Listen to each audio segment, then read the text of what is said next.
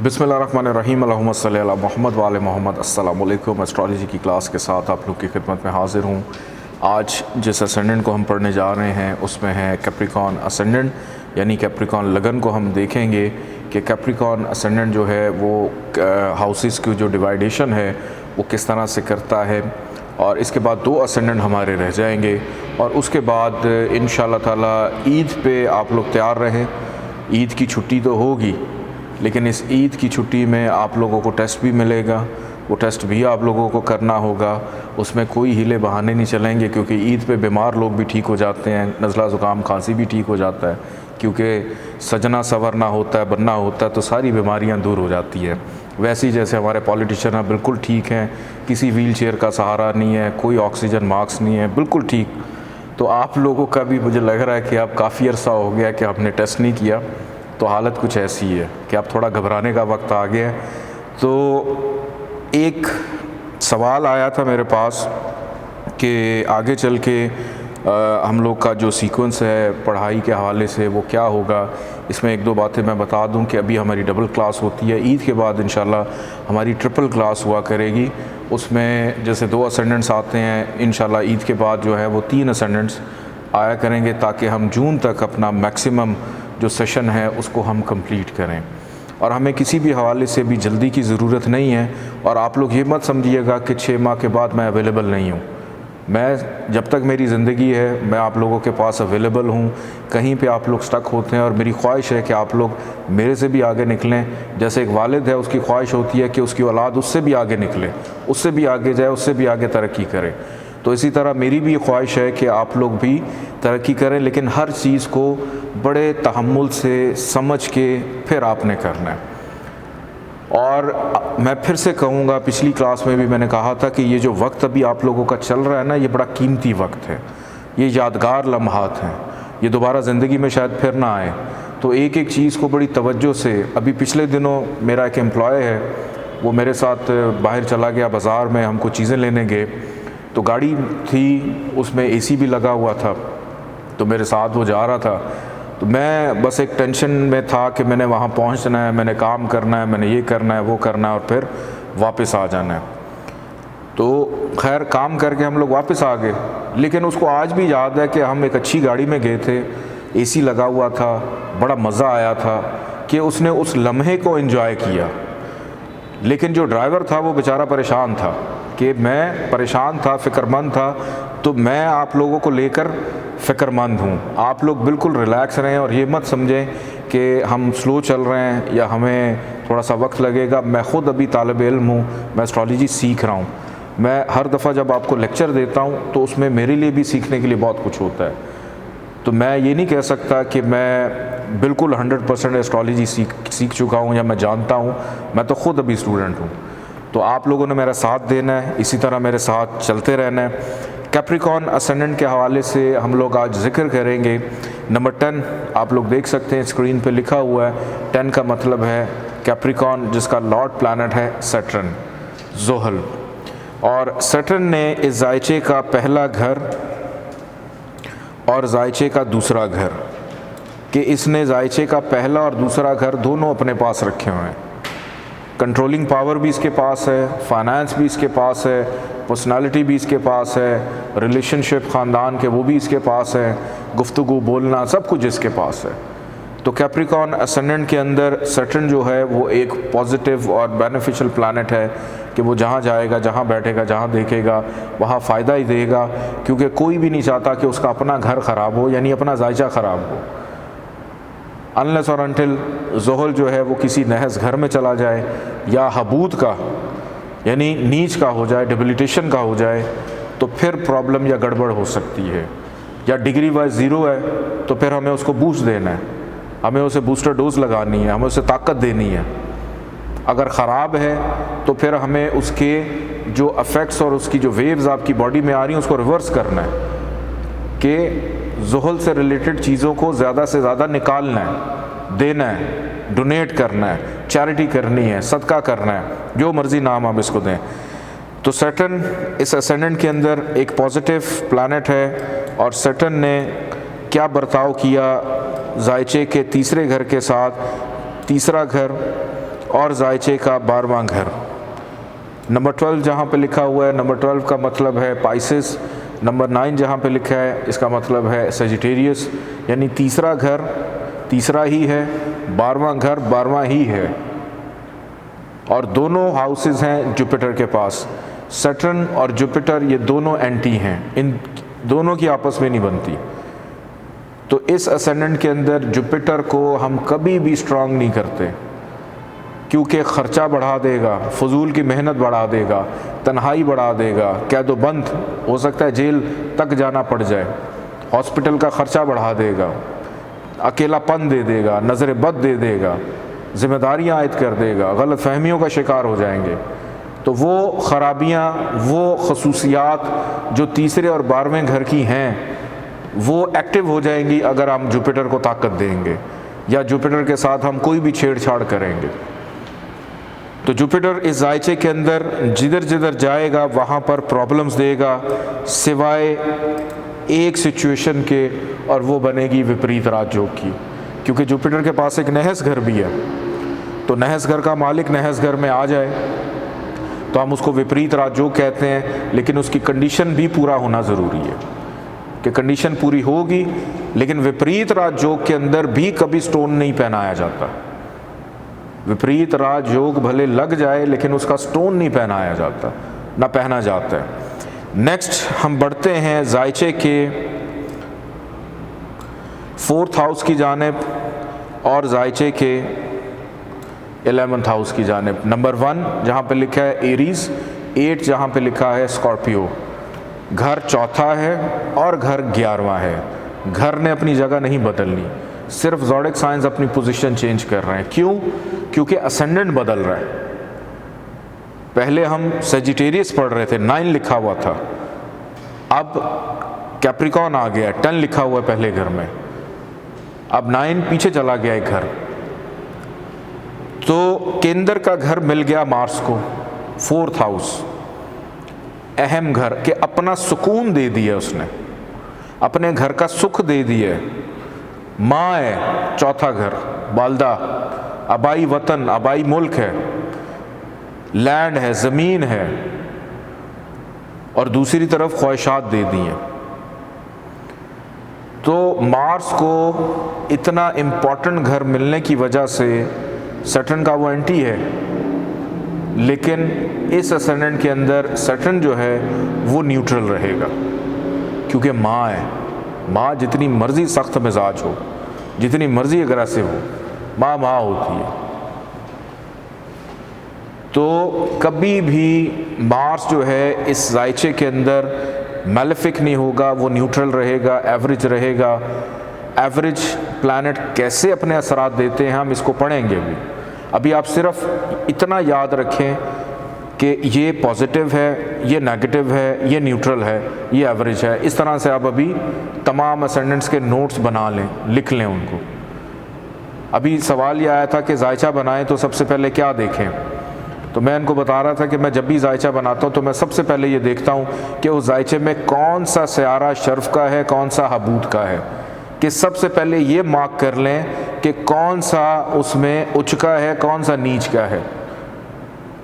तो आपको पहले पता चल जाएगा कि ये नेगेटिव है, ये पॉजिटिव है। दूसरे नंबर पे ये देखें कि अगर वो नेगेटिव है तो वो अच्छे घर का नेगेटिव है या पॉजिटिव कौन से घर का नेगेटिव से आ रहा है। फिर अगर नेगेटिव अगर वो किसी पॉजिटिव हाउस का से आ रहा है और नेगेटिव हो गया तो क्या क्या ख़राबियाँ पैदा कर सकता है वो। तो इस तरह से फिर उसके बाद आप आगे डिग्रीज़ उनकी देखें, फिर उनकी प्लेसमेंट देखें, फिर आप उसकी कि आपके लिए प्रेडिक्शन करना आसान हो जाएगी। सिंपल सी मिसाल देता हूँ, कैप्रिकॉर्न असेंडेंट है, ज़ुहल इसका मालिक है।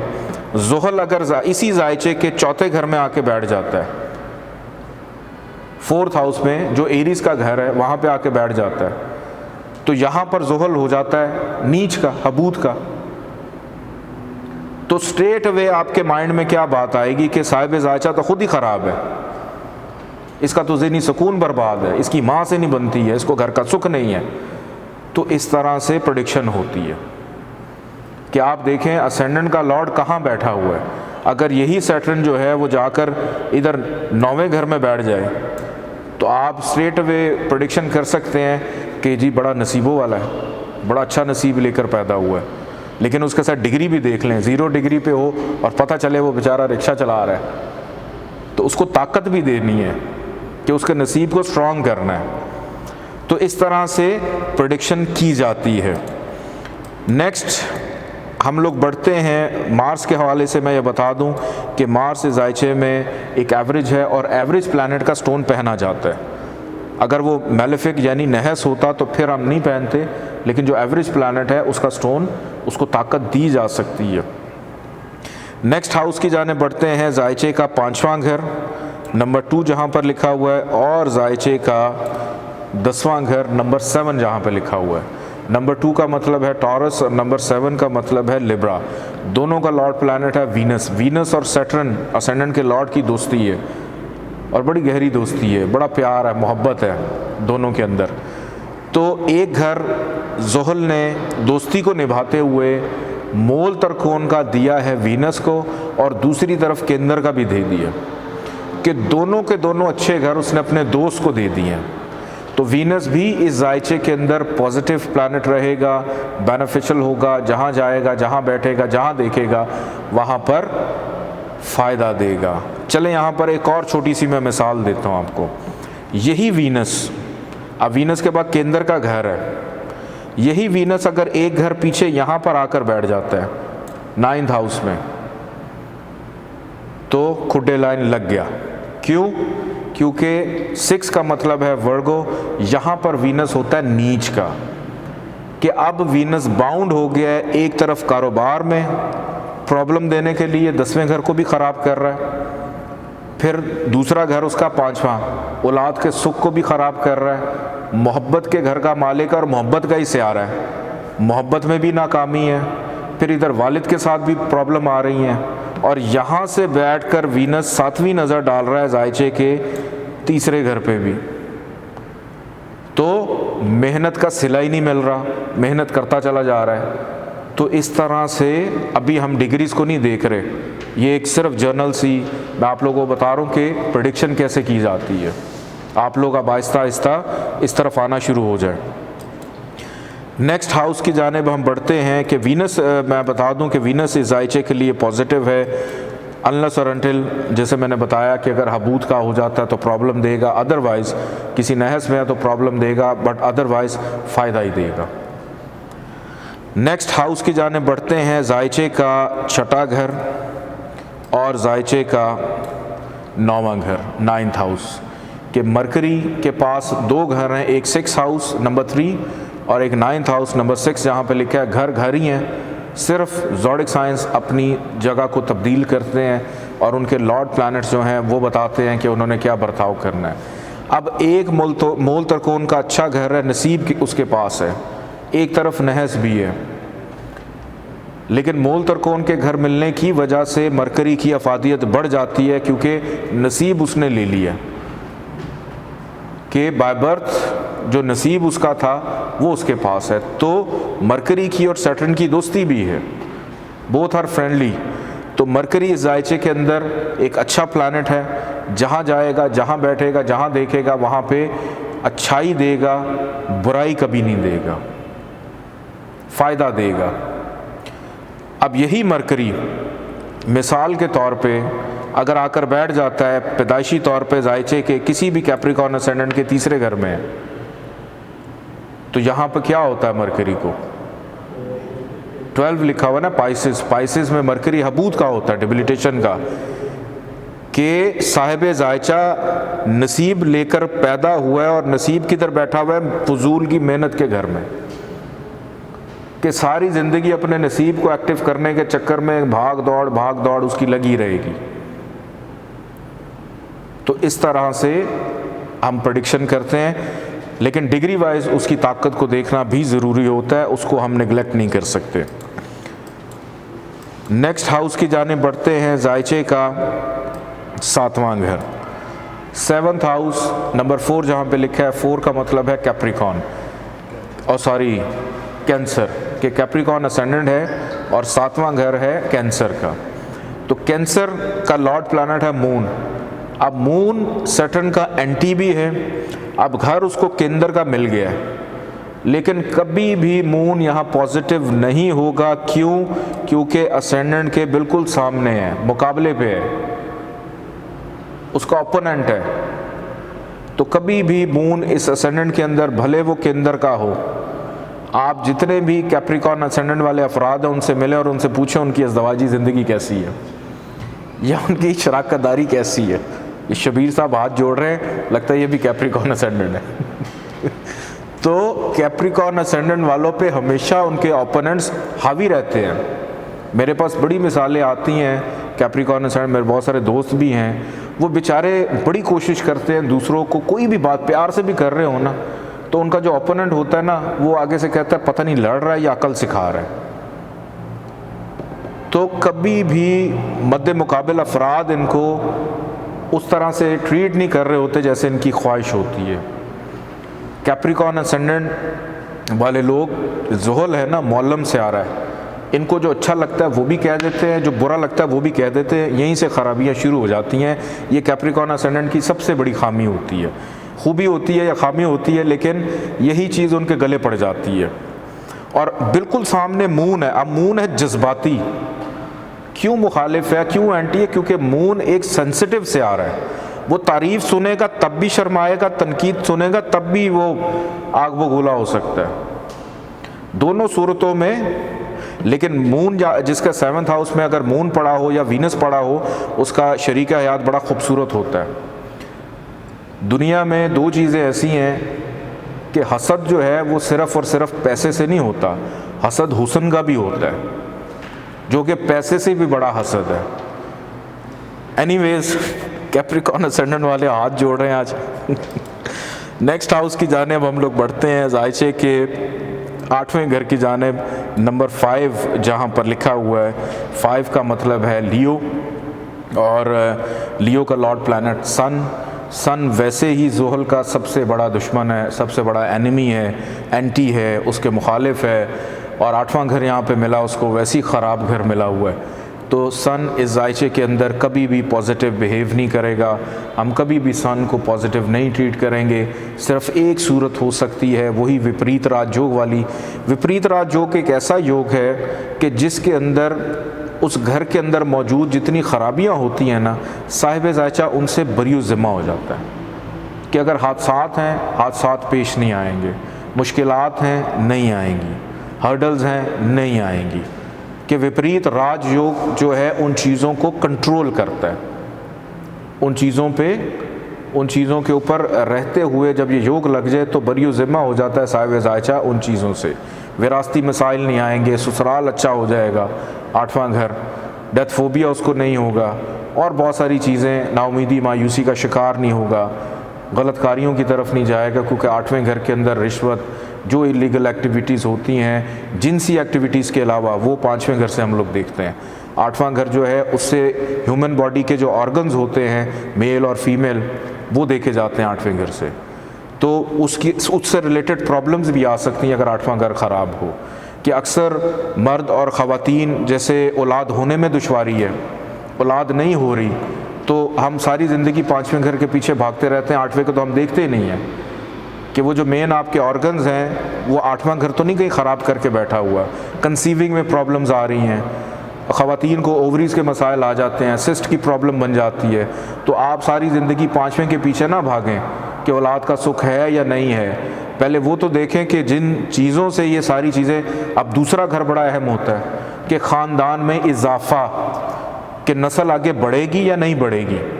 नस्ल अगर बढ़नी है तो दूसरे को देखना है, नस्ल बढ़ने के बाद, होने के बाद औलाद ने सुख देना है नहीं देना, वो 5वें से देख रहे हैं। फिर औलाद पैदा होने का जो रीज़न है, जो ऑर्गन्स हैं, वो 8वें में है। तो शम्स अगर इसी ज़ायचे के अंदर मिसाल के तौर पे आकर बैठ जाता है ज़ायचे के 4थे घर में, कि था ख़राब, ऊपर से हबूत का नीच का हो गया, कि एक तो करेला ऊपर से नीम चढ़ा, कि डबल ख़राबी हो जाती है, प्रॉब्लम्स आते हैं। तो इस तरह से हम लोग प्रेडिक्शंस की तरफ भी जाते हैं और इंशाअल्लाह ताला नेक्स्ट क्लास के बाद हमारा ये सिलसिला जो है उसका आगाज़ हो जाएगा। अगली हम क्लास करेंगे, हो सकता है कि ईद की छुट्टियों के अंदर आप लोगों को मैं टेस्ट दूंगा, उसमें आप लोगों को वक्त मिलेगा।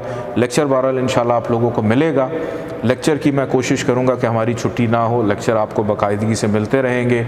अगर ईद के हॉलीडेज़ भी आते हैं तो हॉलीडेज़ जितने भी आएंगे, लेकिन हमारे लेक्चर्स बाकायदा जो रिकॉर्ड होते हैं वो आप लोगों तक पहुंचते रहेंगे इंशाअल्लाह। मेरी पूरी कोशिश है कि 25 या 24 जून को हमारी आखिरी क्लास है, तो उससे पहले हम इस काबिल हो जाएं कि हम जायचा बनाना सीख जाएं, पढ़ना सीख जाएं, पेशन गोई करना सीख जाएं। उसके बाद हर इंसान की अपनी ड्राइविंग स्किल्स हैं कि वो गाड़ी को तेज़ चलाएगा, स्लो चलाएगा या लोगों से पूछ कर किसी जगह पे पहुंचेगा। अपना बहुत सारा ख्याल रखिएगा। इजाज़त दें। अल्लाह हाफ़िज़।